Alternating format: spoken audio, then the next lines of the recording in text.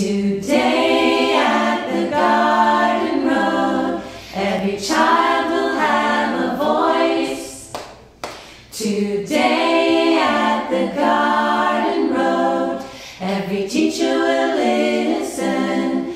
They will speak of joy, of trouble, of curiosity.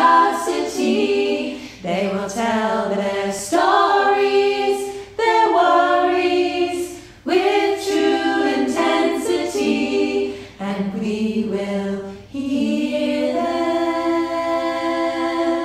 We will listen. We will hear